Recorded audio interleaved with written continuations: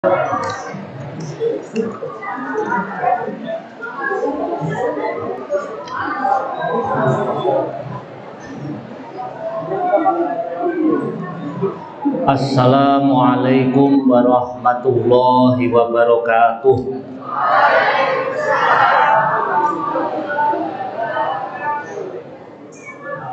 A'udzu billahi samiil alim minasyaitonir rajim. A'udzu bikalimatillahi tammat min syarri ma khalaq. A'udzu bikalimatillahi tammah min kulli syaitonin wa hammah wa min kulli ainil lammah. Bismillahirrahmanirrahim. Bismillahilladzi la yadurru ma asmihi syai'un fil ardi wala fis sama'i wa huwas samiul alim. Alhamdulillahi rabbil alamin. Allahumma shalli ala sayyidina Muhammadin nuri dzatihi wa sirri sarifi sairil asma was sifat wa ala alihi wa sahbihi wa barik wa sallim. Hasantukum bil hayyil qayyumil ladzi la yamutu abada wa dafa'tu ankumus su'a bi alfi la haula wa la quwata illa billahil aliyyil azim. Amma ba'du, anak-anak yang saya banggakan, kita lanjutkan lagi ngaji kitab Ta'limul Muta'alim. Kita lanjutkan, fa amma idza kana lahu himmatun aliyah walam yakun lahu jiddun au kana lahu jiddun walam yakul lahu himmatun aliyah fala yahsulu lahu ilmun illal qalil. Barang siapa yang mempunyai semangat yang tinggi, walam yakun lahu jiddun, barang siapa yang, saya ulangi lagi, fa amma idza kanat lahu himmatun aliyah, barang siapa yang mempunyai cita-cita yang tinggi, walam yakul lahu jiddun, tapi dia tidak punya kesungguhan, punya keinginan tapi nggak ada kesungguhan untuk menggapai keinginan tadi, au kana lahu jiddun, atau dia punya kesungguhan, walam yakun lahu himmatun aliyah, tapi nggak punya himmah, nggak punya dorongan cita-cita yang tinggi, fala yahsulu lahu ilmun, maka dia tidak berhasil mendapatkan ilmu, illal qalilu, kecuali hanya sedikit. Jadi dua hal ini yang harus ada pada diri kalian: semangat yang tinggi, himmah aliyah. Semangat itu bisa muncul kalau kita punya cita-cita, punya harapan yang akan kita dapatkan kelak nanti. Ketika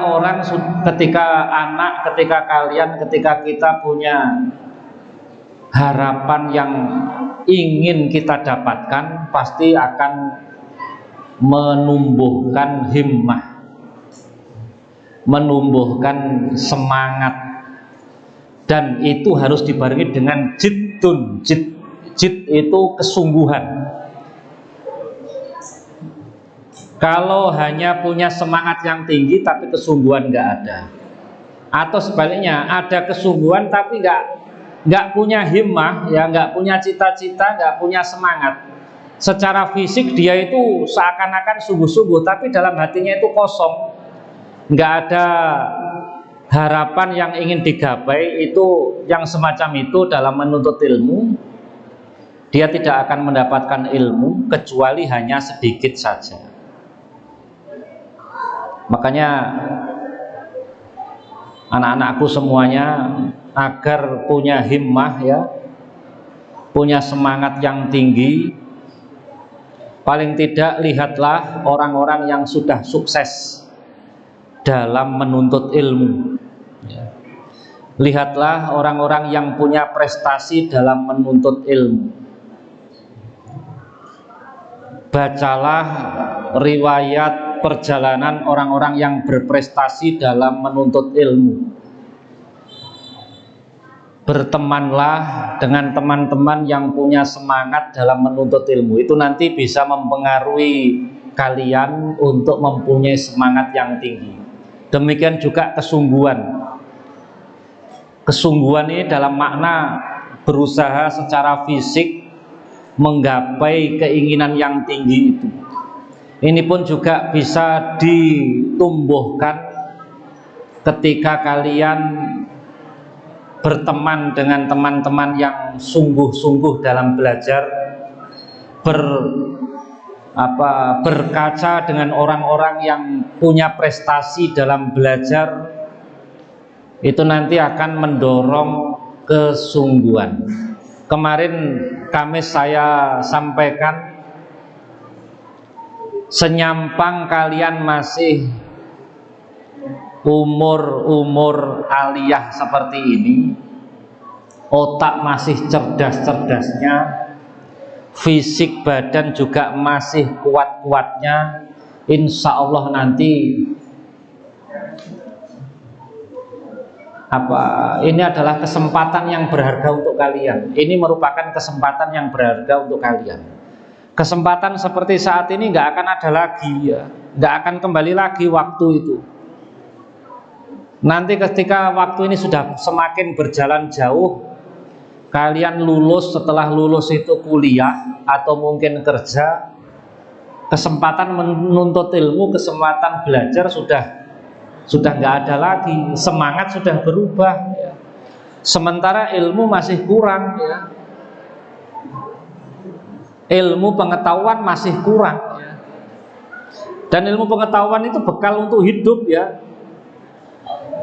Kamu nanti kalau semakin dewasa akan semakin paham betapa pentingnya orang itu punya ilmu pengetahuan, betapa pentingnya orang itu punya ilmu agama. Nanti ketika kalian semakin dewasa, umurnya semakin bertambah, perjalanan hidupnya akan semakin paham.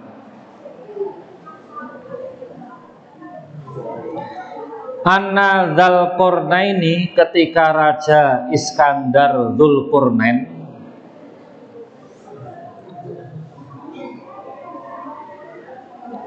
ada zaman dulu itu ada seorang raja yang terkenal, ya, namanya Iskandar Dzulqarnain, atau kalau orang barat namanya menyebutnya itu Alexander, ya.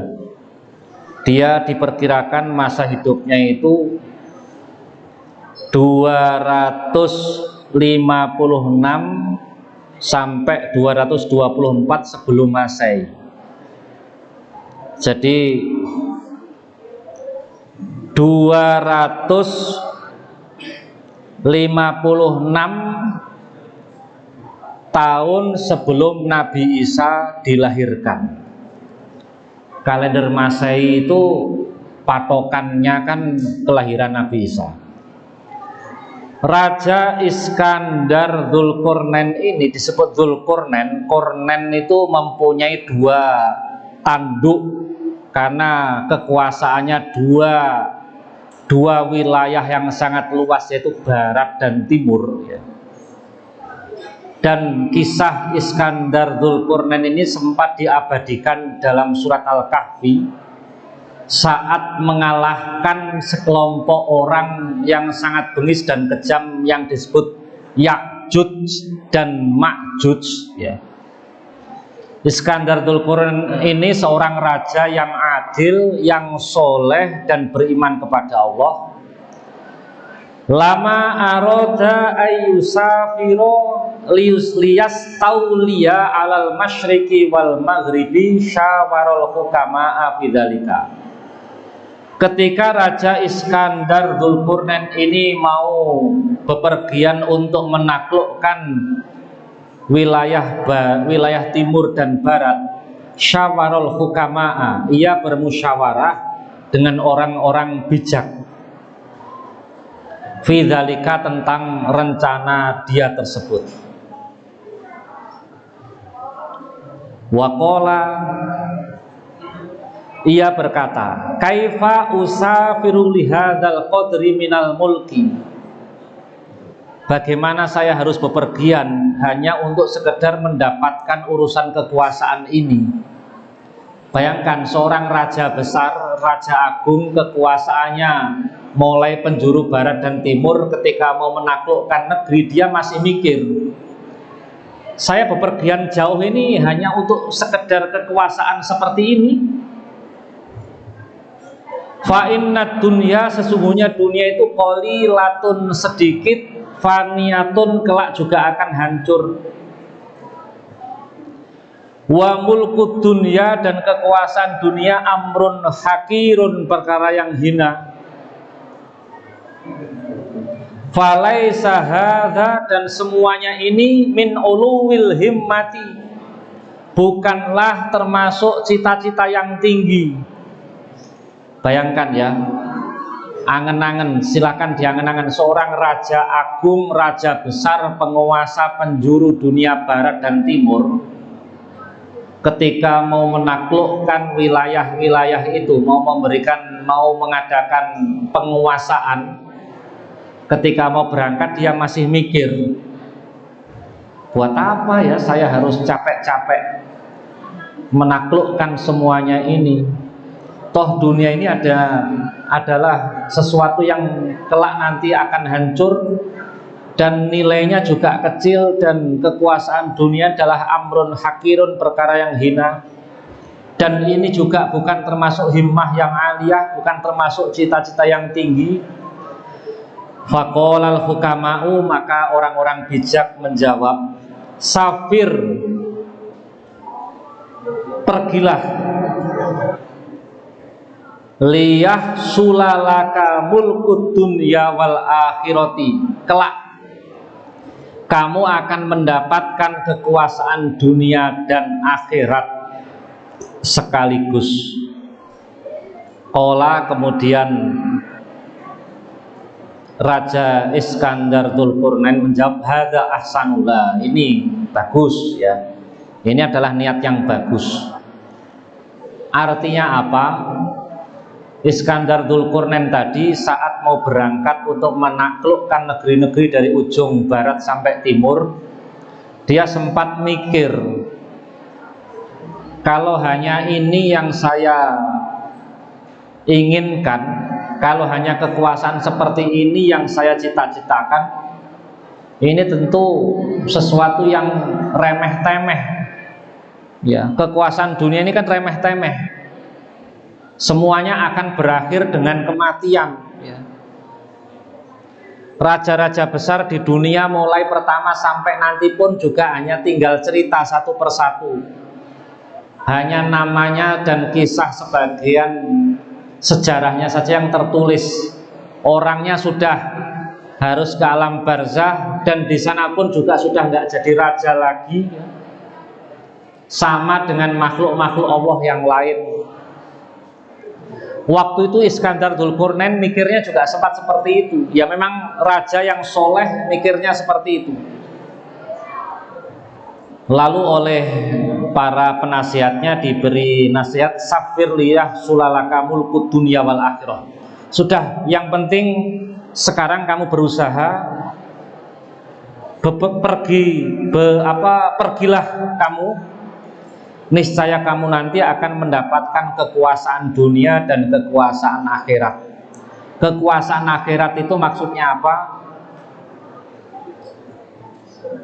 Akan mendapat pahala akhirat. Jadi gini, kalian belajar seperti ini, meskipun tujuannya sekedar belajar saja, kalau kalian lakukan dengan sungguh-sungguh, nanti lama-lama kalau dilakukan dengan niat sungguh-sungguh, Allah pun juga akan menata sendiri pahalanya untuk kalian, yaitu pahala menuntut ilmu. Kata Rasulullah, orang menuntut ilmu artinya juga akan mendapatkan pahala akhirat. Meskipun kamu belajar untuk tujuan agar ketika PAT atau pas penilaian akhir semester bisa dapat nilai baik, Meskipun awalnya cita-citanya dia belajar untuk ini, tapi kalau kamu lakukan dengan sungguh-sungguh, dengan keseriusan, pahala akhirat pun juga akan kalian dapatkan. Menaklukkan dunia seperti yang dilakukan oleh Iskandar Dzulqarnain, ini pun juga mendapatkan pahala akhirat. Apa pahala akhiratnya? Lu masa menaklukkan negara kok mendapat pahala begini? Ketika Iskandar Dzulqarnain itu mempunyai kekuasaan luas, mulai penghujung dunia barat sampai timur, karena dia seorang penguasa yang soleh, penguasa yang adil, penguasa yang mukmin, maka dia bisa menegakkan amar ma'ruf, memerintahkan kebaikan, bisa menegakkan nahi mungkar, mencegah kemungkaran. Buktinya saat dia mau masuk ke wilayah timur, sekelompok penduduk dari Asia Tengah itu menghadap Raja Iskandar Dzulqarnain, mengeluhkan serbuan besar-besaran dari pasukan Ya'juj Ma'juj, dan semuanya hancur gara-gara diserbu oleh pasukan Ya'juj Ma'juj.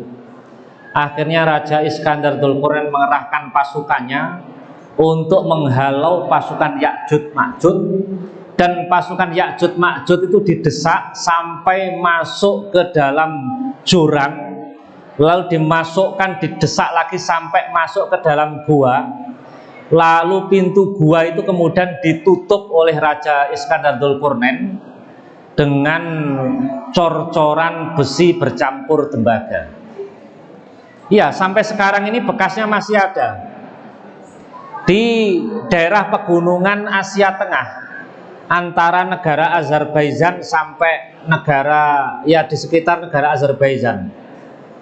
Itu di daerah di pegunungan dan di kelilingi hutan. Orang-orang daerah sana itu nyebutnya itu Babul Hadid, pintu besi. Dan memang bentuknya ya seperti pintu besar, ya, pintu besar. Dan itu Ya'juj Ma'juj itu bukannya terus mati di sana, ya, enggak. Di dalam tanah mereka enggak mati, tapi hidup dan berkembang biak. Ya manusia, mereka manusia. Dan nanti kelak ketika menjelang kiamat, Ya'juj Ma'juj itu akan keluar setelah Dajjal keluar. Jumlahnya sangat banyak, bentuk makhluknya juga beragam, karena Ya'juj Ma'juj itu seumur-umur hidupnya itu di dalam tanah, ya masih hidup, ya, ada oksigen, sehingga bentuknya nggak normal seperti normalnya manusia. Lah, itu termasuk mulkul akhirah, ya, kekuasaan akhirat yang didapat oleh Raja Iskandar Dzulqarnain. Artinya kekuasaan akhirat itu pahala dari Allah, karena dia berhasil menghalau sekelompok orang yang melakukan kekejaman. Wa qala Rasulullah sallallahu alaihi wasallam, karena Rasulullah sallallahu alaihi wasallam bersabda, innallaha ta'ala yuhibbu ma'aliyal umuri, sesungguhnya Allah itu mencintai perkara-perkara yang luhur, cita-cita yang luhur, harapan-harapan yang luhur, keinginan-keinginan yang luhur. Kalau Allah sudah menegaskan mencintai, berarti Allah meridhoi. Kalau Allah meridhoi, berarti Allah memberikan pahala kepada orang yang mencita-citakan dan mengusahakan perkara-perkara yang luhur tersebut.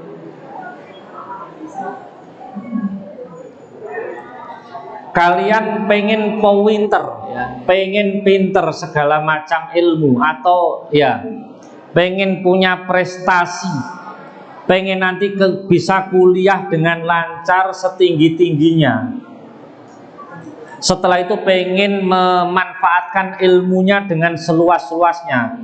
Ini adalah semuanya adalah ma'aliyal umur, cita-cita yang tinggi. Allah mencintai orang yang punya cita-cita yang luhur seperti itu. Cita-cita tentunya harus dibuktikan dengan usaha yang sungguh-sungguh. Kalau Allah sudah mencintai, Allah pasti meridhoi, dan Allah pasti memberikan pahala. Jadi orang belajar itu nggak rugi ya. Kamu belajar di Manfaat ini, mulai berangkat dari rumah, Allah sudah memerintahkan makhluknya untuk membacakan istighfar untuk kamu. Allah memerintahkan para malaikatnya membentangkan sayapnya untuk menaungi kamu. Ini adalah ungkapan bahwa para malaikat juga ikut mendoakan, ikut memperhatikan kalian yang menuntut ilmu. Jadi orang semakin banyak menuntut ilmu, semakin banyak belajar, semakin banyak ngaji seperti ini, maka dosa-dosanya diampuni oleh Allah. Dia menjadi hamba Allah yang dicintai, dan dia akan mendapatkan harapan-harapan, keinginan-keinginan, cita-citanya di dunia, dan juga mendapatkan derajat luhur di akhirat. Apalagi ini ya, berkali-kali saya sampaikan, senyampang kalian masih umur aliyah, masih remaja, manfaatkan waktu ini sebaik mungkin. Wa yakrohu safsafaha, dan Allah membenci perkara-perkara yang rendah ya. Perkara-perkara rendah itu maksudnya apa? Orang nggak punya keinginan, cita-cita yang luhur nggak punya. Allah nggak suka seperti itu. Misalkan gini, alah gawe opo sih sekolah ngoyo-ngoyo, gawe opo sih belajar ngoyo-ngoyo, paling ku yo nganggur. Ini contoh cita-cita rendahan ya. Wes gak ada perlu pinter-pinter, gak perlu sekolah gak perlu rajin-rajin, alah paling ku yo nganggur, paling ku yo kerja abot. Ini namanya orang yang punya cita-cita rendahan, dan itu dibenci oleh Allah. Kalau Allah sudah membenci, berarti Allah nanti nggak meridhoi. Kalau Allah nggak meridhoi, itu jalan hidupnya tidak menghasilkan pahala akhirat, bahkan nanti bisa semakin sulit dia menghadapi kehidupan.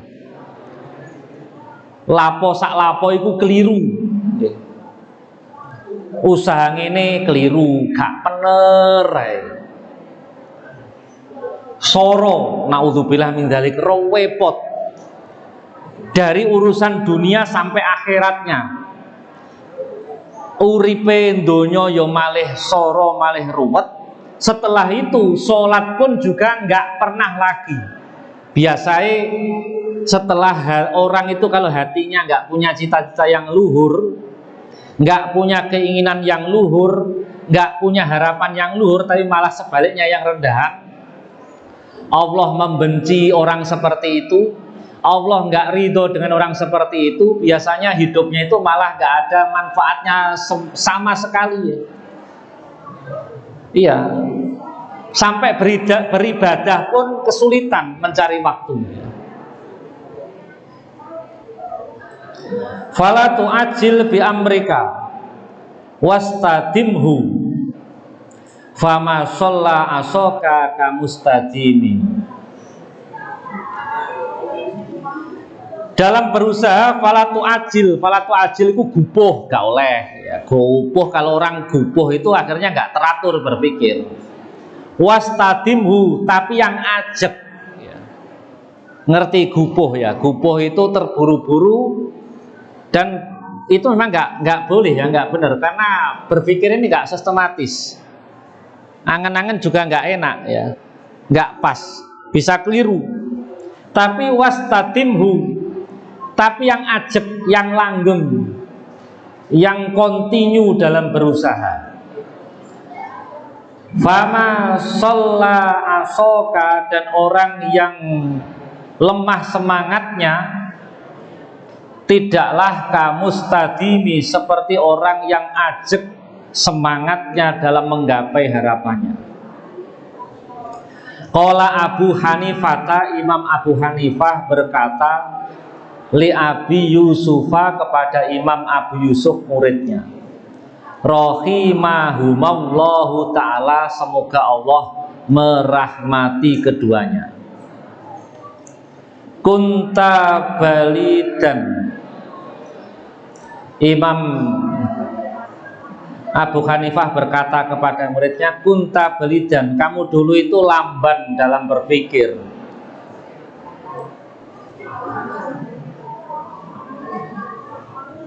Ya, kuntu balidan fa'akhrajat, ya, kunta balidan fa'akhrajat kal muwadzabah. Kamu dulu itu lamban dalam berpikir. Fa'akhrajat kal muwadzabah, lalu keistiqomahanlah yang bisa mengeluarkan kamu dari kebodohan itu. Kamu dulu itu mikirnya bodoh sebenarnya, nggak pinter-pinter amat, tapi karena ketekunanmu, kesungguhanmu lah kamu akhirnya keluar dari kebodohan itu. Berarti sebetulnya semua kita ini punya potensi jadi orang pinter. Nggak bisa mengatakan wah, orang ini goblok, nggak ada. Orang ini bodoh, nggak ada. Yang bikin bodoh dan goblok itu, kalau bahasa kasar goblok, itu adalah karena kemalasan kita. Ketika akal ini nggak digunakan untuk berpikir, ketika akal ini nggak digunakan untuk belajar, daya nalarnya ya rendah, ya terus nggak pinter. Tapi ketika orang itu mau bisa belajar dengan muwadzabah, muwadzabah itu berkesinambungan, ajak, rutin, maka akan keluar dari kebodohan. Kunta balidan, kamu dulu itu bodoh, fa akhrajat kal muwadzabah, tapi karena keistiqomahan kamulah akhirnya kamu bisa keluar dari kebodohan itu. Wa iyyaka wal kasala fa innahu syu'umun, jauhilah kamu kemalasan, fa innahu syu'umun, karena kemalasan itu syu'umun, mencelakakan. Satu kali kemalasan dituruti, nanti akan ada kemalasan-kemalasan lain yang siap menyusul dan masuk ke dalam tubuh, ke dalam diri, ke dalam pikiran kalian. Paksa melawan kemalasan itu dengan cara apa? Dipaksa dilawan, dipaksa pergi dan dilawan, jangan sampai masuk ke diri kalian. Biasanya orang itu kan kadang ada semangat yang tinggi, tiba-tiba terus males. Lah ketika males ini memang repot ya, karena pikiran, kaitannya dengan hati dan pikiran, nggak ada gairah sedikit pun untuk belajar. Lah seperti itu, lawan saja, paksa saja diri kamu untuk belajar.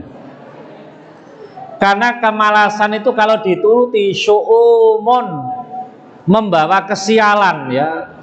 Syu'um itu sial, ya jelas. Akhirnya ilmu tertinggal dari temannya, prestasi juga tertinggal dibanding teman-temannya.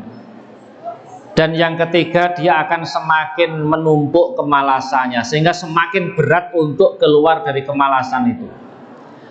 Wa afatun azimatun, dan kemalasan itu adalah afat azimah, bahaya yang besar.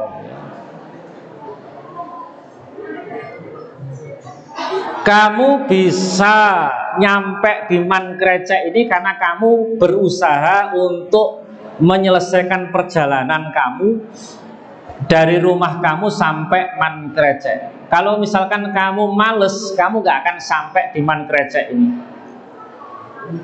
Dan itu tentunya berlaku semua hal. Ketika kalian ingin bisa menguasai pelajaran tertentu, kamu kalau hanya diam saja, ilmu itu gak mungkin tiba-tiba datang ke kamu. Gak mungkin. tapi harus dengan cara belajar.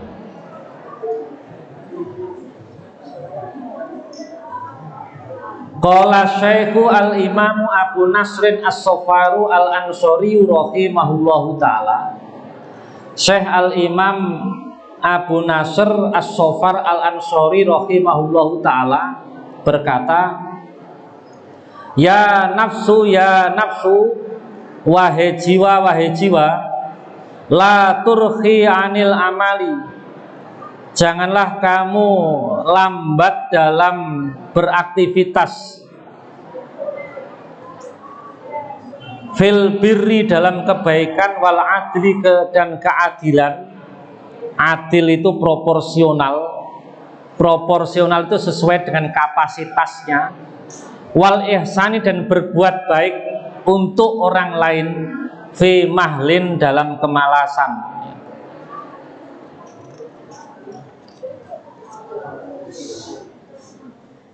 Fa kullu dzi amanin fil khairi mughtabatun. Dan setiap orang yang bisa melakukan kebaikan mughtabatun akan didambakan oleh orang lain. Iya.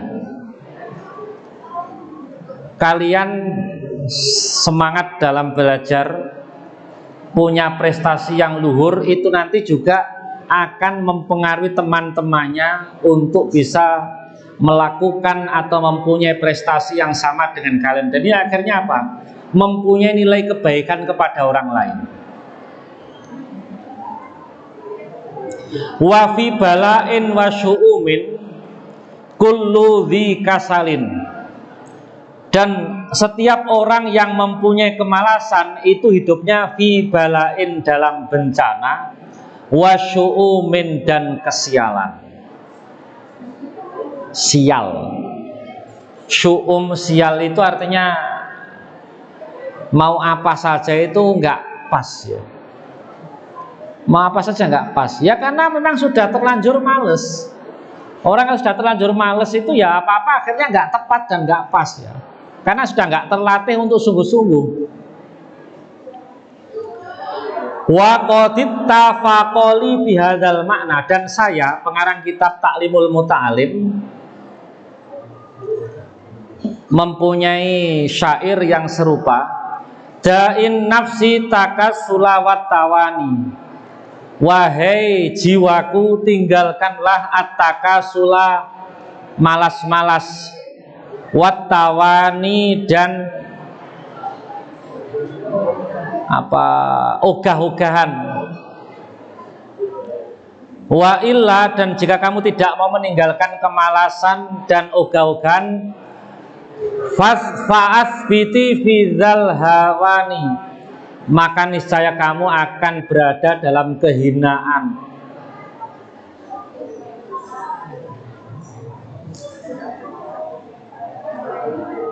Falam aro lil kusala al khaddo yu'to, saya tidak pernah melihat orang-orang yang malas itu mendapat prestasi yang dianugerahkan kepada mereka. Siwa nadamin, kecuali hanya penyesalan, wakhir manil amani, dan tertutupnya kesentausaan hidup, terhalangnya kebahagiaan hidupnya.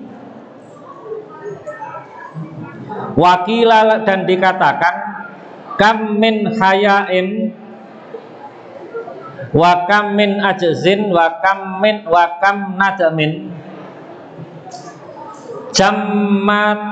jammin tawallada lil insani min kasalin. Banyak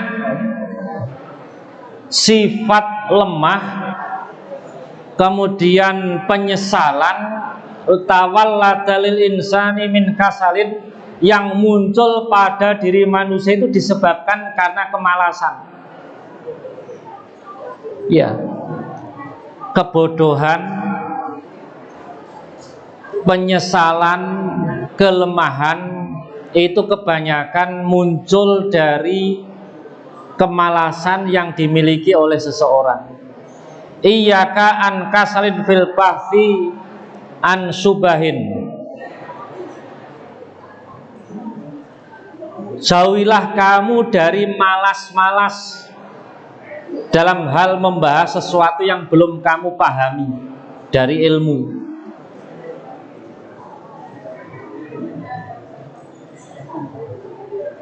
Fama alimta, dan hal-hal yang engkau ketahui, wa makot syudha angkasal, dan apapun yang masih belum jelas untuk kamu sal, silahkan bertanya. Waqad qila, dan dikatakan al kasalu min qillati ta'ammuli fi manaqibil ilmi wa fadhailihi. Kemalasan itu disebabkan karena kurangnya merenungkan sifat-sifat keagungan ilmu dan keutamaan ilmu. Orang malas belajar itu karena dia kurang merenung, kurang menyadari pentingnya ilmu, pentingnya mengetahui pengetahuan yang banyak, dan keutamaan orang yang mempunyai ilmu. Kurang. Contoh yang kelihatan sederhana.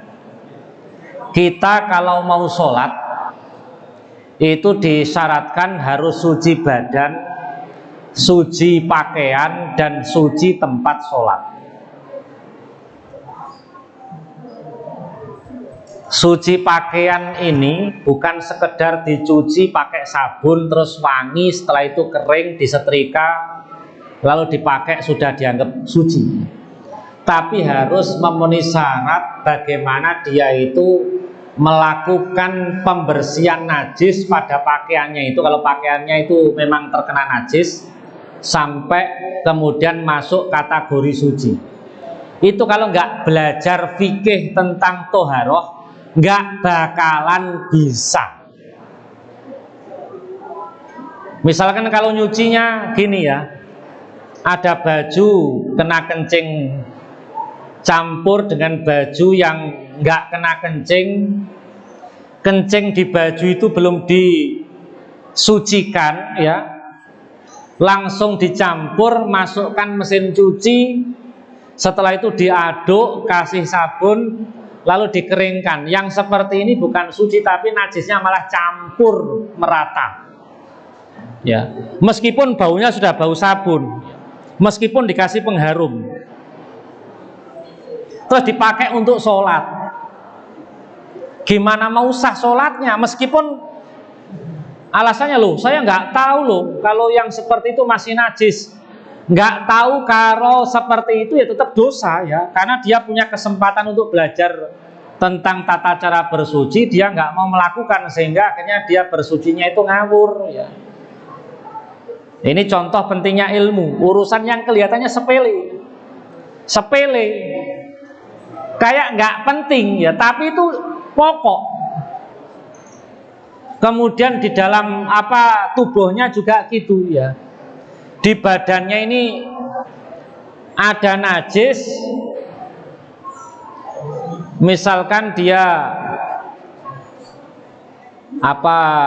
waktu buang air kecil kecipratan kencing ya, kecipratan kencing di tubuhnya karena dia ketika kencing juga sembrono nyiprat anggota badan yang kecipratan itu belum disucikan, lalu dia wudhu lalu sholat ya, badannya najis ya. Najis. Atau misalkan ketika sholat ada kotoran di tempat sholat kamu, pas tempat sholat kamu, lalu cara menyucikannya nggak sesuai dengan aturan menyuci, pokoknya cukup bersih gitu aja, itu jelas ya termasuk najis. Contoh misalkan bersih itu gimana toh? Misalkan di pojokan situ ada kotoran, misalkan cara menyucikannya gimana agar suci dan bisa dipakai sesuai standar sholat. Kotoran itu harus dibuang sampai bersih ya, bekasnya itu harus hilang. Dan kalau memang ada dimungkinkan berbau ya baunya digosok ya, digosok, dilap pakai kain atau pakai alat lap apa saja terserah, kasih air sedikit misalkan boleh, untuk memastikan agar bekas najis itu nggak ada, lalu keringkan sejenak.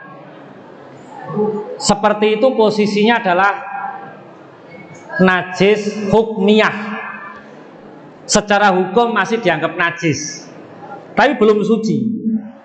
Lalu gimana cara menyucikannya? Setelah itu kering, lantai yang bekas najis tadi sudah pasti kering, bisa dipastikan kering, cukup ambil kain yang dibasahi, kainnya kain suci, lalu usap sekali gini, itu sudah suci. Usap sekali pas di lantai yang kena najis, akhirnya sudah suci.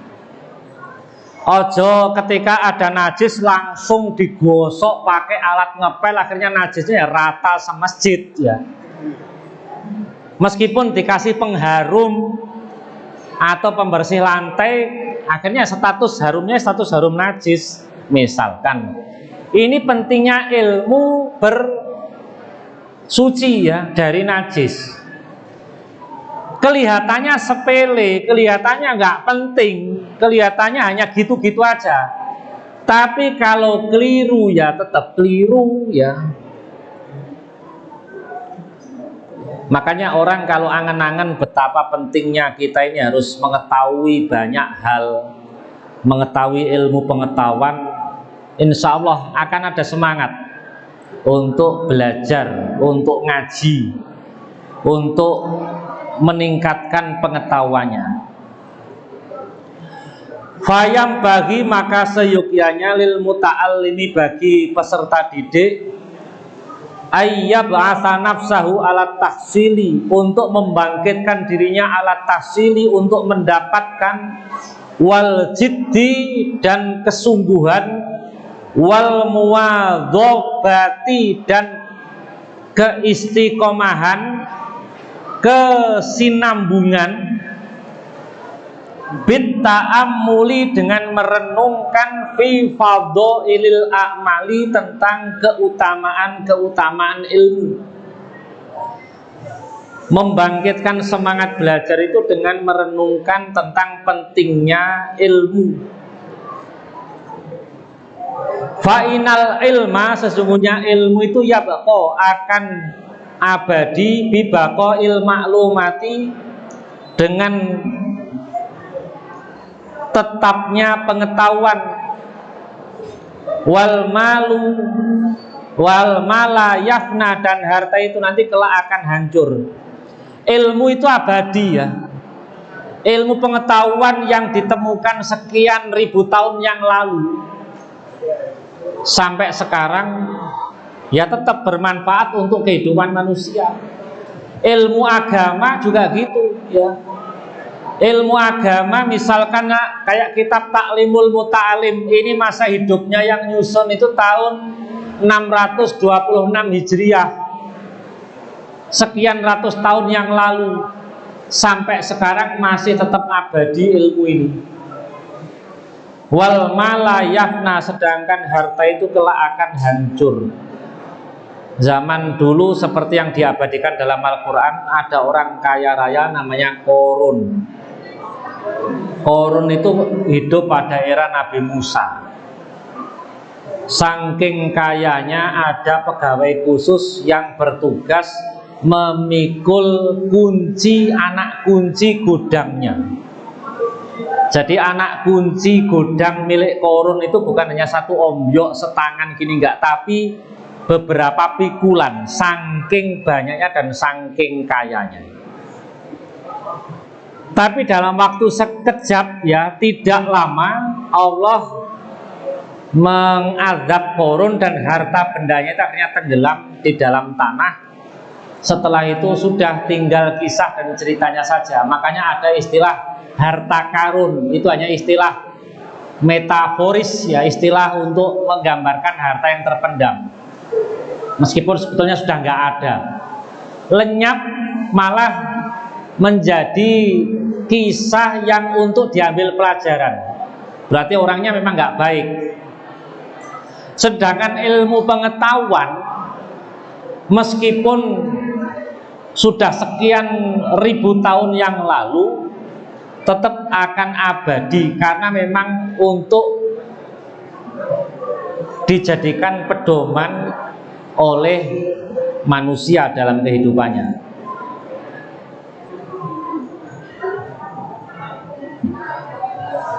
Qala Amirul Mukminin Ali bin Abi Thalib karramallahu wajhahu, radina kismatal jabari fina, saya ridho anugerah Tuhan yang maha kuasa kepada kami. Lana ilmun, kami mendapat ilmu. Walil a'dai, dan musuh-musuh kami malun, mendapat harta. Fa'inal mala, sesungguhnya ilmu itu, fa'inal mala, sesungguhnya harta itu, yafna, akan hancur an qaribin, dalam waktu dekat. Wa innal ilma, dan sesungguhnya ilmu itu yabqa, akan abadi, la yazalu, yang senantiasa akan abadi. Wal ilmun nafi'u, dan ilmu yang bermanfaat itu yahsulu bi husnul dzikri, bisa didapat karena bagusnya belajar. Wa yabqa dzalika ba'da wafatihi, dan setelah yang punya ilmu ini wafat, ilmunya pun juga akan tetap abadi. Fa innahu, sesungguhnya ilmu itu hayatun abadiyatun, kehidupan abadi, kehidupan yang langgeng. Ansyadana Syekhul Imamul Ajalu Zahiruddin, Syekh Al-Imam yang mulia Zahiruddin, Muftil A'immah Hasan bin Aliin, yaitu Hasan bin Ali al-Ma'rufu, yang dikenal bil Mirghainani, dengan nama Mirghainani, rahimahullahu ta'ala. Al-jahiluna fa mauta qabla mautihin, orang bodoh itu bagaikan orang yang mati sebelum banyak orang itu mati. Orang bodoh itu maksudnya apa? Orang yang nggak punya ilmu. Kamu bisa sholat? Enggak, misalkan. Terus kamu kenapa nggak bisa sholat? Ya nggak pernah belajar. Terus kamu ngerti baca Quran? Nggak ngerti lah. Kenapa kok nggak bisa baca Quran? Ya nggak pernah belajar. Nah ini kan akhirnya kayak orang kosong gitu kan ya. Kayak manusia kosong, nggak ada apa-apanya. Tata cara sholat aja nggak ngerti, baca Quran juga nggak ngerti, berdoa juga nggak bisa, nggak ngerti apa-apa, beluas. Atau misalkan anak sekolah kalian ya, dari sekian belasan sekian pelajaran gak roh blas, pelajaran A, B, C, D, E, F, G gak roh apa-apa blas. Wayahe penilaian akhir semester terima tokak takok kancani, wis gak roh bluas. Sampai lulus ditakoki mbiyen iku tau diulang fikih apa to, mbuh lali aku, wis gak roh apa-apa. Lah 3 tahun terus untuk apa kalau nggak berusaha sungguh-sungguh mulai sekarang ya. Iya, ilmu itu nggak bisa datang sendiri, nggak bisa masuk ke diri kita sendiri, nggak bisa kalau nggak kita upayakan dengan belajar. Makanya para ulama mengatakan al-jahiluna fa mauta qabla mautihim, orang-orang bodoh itu seperti mati meskipun mereka belum mati. Meskipun orang lain belum mati, dia sudah seperti orang mati. Wal alimuna wa in matu fa ahya'u, sedangkan orang-orang alim meskipun mereka sudah mati tapi bagaikan orang yang masih hidup. Namanya masih disebut, masih didoakan. Misalkan ucapan kita menyebut Imam Syafi'i, beliau sudah meninggal sekian ratus tahun yang lalu, namanya masih dikenang, ilmunya masih dipelajari, kitab karyanya masih dipelajari. Ketika ada orang membaca Fatihah pun juga tetap didoakan. Nah, ini seperti orang hidup abadi meskipun jasadnya sudah dikubur. Tapi kalau orang nggak punya ilmu, nggak punya jasa tentang ilmu, mati ya mati. Bahkan sebelum dia mati sudah seperti mati. Dan kenapa kok orang alim itu meskipun mati kayak orang hidup? Karena ada ilmu dalam dirinya, sehingga seakan-akan dia itu hidup abadi. Wa ansyadana Syekhul Islami Burhanuddin, dan Syekhul Islam Burhanuddin mengatakan kepada saya, wa fil jahli qoblal mauti mautun li ahlihi. Orang yang mempunyai atau orang bodoh itu mati sebelum kematian sesungguhnya itu datang. Fa'ah samuhum qoblal kuburu, dan badannya itu bagaikan kuburan, seperti sebelum dia masuk ke kuburan. Orang bodoh itu sudah mati sebelum dia mati, dan badannya itu bagaikan kuburan sebelum dia masuk ke liang kubur, karena nggak ada manfaatnya apa-apa.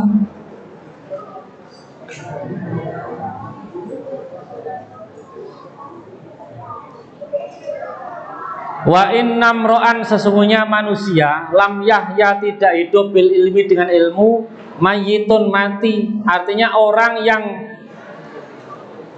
mempunyai ilmu, dia tidak akan mati meskipun jasadnya sudah mati, akan dikenang. Ketika dikenang ilmunya, pahalanya pun juga akan terus mengalir kepada dirinya di alam barzah. Walaisa lahu khinan nusyuri nusyur, ketika kelak nanti di hari kiamat orang pada takut karena dikumpulkan di mahsyar. Orang-orang yang berilmu, orang-orang alim itu menghadapi semuanya dengan tenang, karena memang ada keselamatan dan keselamatan untuk dia. Wa qala ghairuhu, akhul ilmi, orang yang punya ilmu itu hayyun khalidun ba'da mautihi, hayyun tetap hidup, khalidun abadi, ba'da mautihi setelah kematiannya. Wa ausaluhu tahta turabi ramimu, meskipun jasadnya sudah hancur di dalam tanah. Wa dzul jahli, dan orang bodoh, mayyitun, sudah mati, wa huwa yamshi ala thara, meskipun ia masih bisa berjalan di atas bumi. Yudhannu minal ahya'i wa huwa adimun, dan ia dianggap tidak ada oleh orang-orang yang masih hidup, karena nggak ada fungsinya, nggak ada manfaatnya dari dirinya. Wa qala akhor, dan yang lain berkata, hayatul qalbi, hidupnya hati adalah ilmun, merupakan ilmu, fagtanimhu, maka gapailah. Wa mautul qalbi, dan matinya hati, jahlun, kebodohan, fajtanibhu, maka jauhilah. Anak-anakku semuanya yang aku banggakan, jadi betapa agungnya ilmu, betapa luhurnya keutamaan ilmu. Seperti yang tadi sudah diterangkan banyak, maka mumpung masih ada kesempatan panjang untuk kalian bisa sekolah di Manfaat Kediri ini, umur juga masih belum banyak kalian, artinya kalian masih remaja, masih punya kesempatan panjang, semangat juga masih mudah dibangkitkan, otak juga masih cerdas-cerdasnya. Jangan sia-siakan kesempatan berharga ini. Jangan sia-siakan kesempatan baik ini untuk bersungguh-sungguh dalam belajar, bersungguh-sungguh dalam menggapai bercita-cita, menggapai cita-citanya, berusaha keras untuk mendapatkan apa yang diinginkan dari cita-cita luhurnya. Manfaatkan waktu ini sebaik mungkin. Anak-anakku semuanya, untuk kali ini sudah cukup ya. Meskipun kalian nanti libur di rumah juga jangan sampai tidak belajar. Paling tidak itu dipakai untuk ngaji-ngaji ya. Kalau nggak belajar pelajaran ya untuk ngaji. Paling tidak untuk deres Quran ya. Deres Quran. Ojo sampai enek anak arna aliyah gak tahu deres Quran blas. Jangan sampai ada di antara kalian itu dia nggak pernah deres Quran sama sekali, mulai bisa baca Quran sampai sekarang. Jangan sampai ada di antara kalian yang nggak bisa, yang belum pernah khatam Quran sekali. Jangan sampai ada yang belum bisa baca Quran. Ini minimal ini ya. Makanya kemarin saya sampaikan paling tidak kamu tiap hari itu deres Quran. Syukur-syukur kalau seandainya deresnya Quran 1 lemper atau berarti 2 halaman, 1 tahunan khatam 1 kali, lumayan ya. Kalau menurut Al-Quran cetakan-cetakan yang ada di tempat kita ini, kalau kita baca setahun ya setiap hari 1 lemper, 2 berarti 2 halaman, 1 tahun insya Allah khatam 1, lumayan. Atau paling tidak setiap hari itu 1 juz, berarti 1 bulan khatam 1 kali. Atau seminggu sekali khatam, malah hebat, malah luar biasa. Jangan sampai tidak membaca Quran sama sekali ya. Minimal itu ya. Manfaatkan waktu sebaik mungkin. Sudah cukup. Kita tutup dengan bacaan Ummul Quran. Al-Fatihah.